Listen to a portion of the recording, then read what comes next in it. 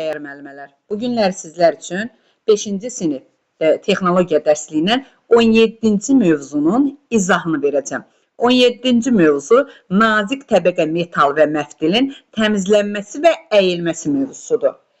Dəyərli müəllimələr, əvvəlcə görək metal lövhələrin və məftilin səthi necə təmizlənir? Buna baxaq. Bax, metal lövhələrin və məftilin səthi çirkdən, rəngdən, pastan, sumbata kağızı ilə və cilalayıcı qəlblə təmizlənir.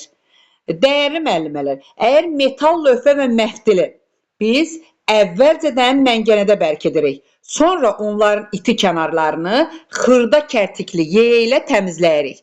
Deməli, metal lövhə və məftili əvvəlcədən məngənədə bərkitdik, bərkitdikdən sonra iti kənarlarını xırda kərtikli yeyə vasitəsilə təmizləyirik. Həmən o təmizlənən səth məngənənin dodaqlarından 5-8 mm hündürə çıxmalıdır.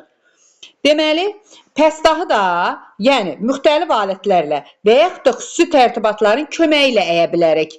Bunlar üçün, deməli, bunun üçün metal lövhə və məftili nişanlama xətti boyunca həmən o dodaqları səviyyəsində məngənədə bərkidirik.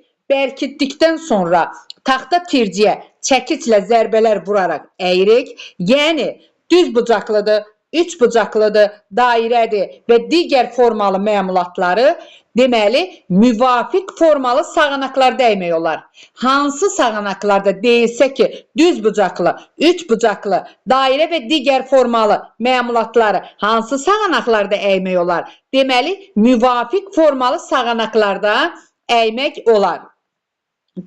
Ensiz metal və zolaqları, bax, ensiz metal zolaqları və məftili yastı ağız və yumru ağız kəlpətinləyirlər. Amma dəyərli müəllimələr, yumru ağız kəlpətinlə məftili əyərək halqa şəklinə salmaq üçün yumru ağız kəlpətindən istifadə edirik. Bax, yumru ağızı niyə əvvəlcədən dedim? Yumru ağızı.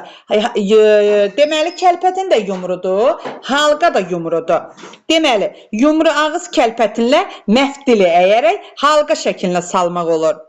Yəni, bunun üçün istifadə edirlər. Amma elastik polad məftilləri və lövhələri əyib buraxdıqdan sonra təkrar azacıq açılır deyə, ona görə də həmən pəstahları bilərəkdən böyük bucaq altında əyirlər. Pəstahın əyilməsində məngənədə, sağanaqda, yumru ağız kəlpətinlə və əymə tərtibatında əyirlər. Əymə tərtibatında. Bilirik ki, dəyərli müəllimələr, pəstahları müəyyən radiuslu, yəni 90 dərəcəlik bucaq əyilməsini biz dairəvi sağanaqlarda həyata keçirirlər. Dairəvi. Əydikdən sonra da həmən ölçülərə şablon nəzarət edir. Yəni, bilirsiniz də, çevrəni 4 bərabər hissəyə kəssək, müəyyən radiuslu, yəni 90 dərəcəlik əyilmə bucağına nəzarət üçün yenə şablon alınar.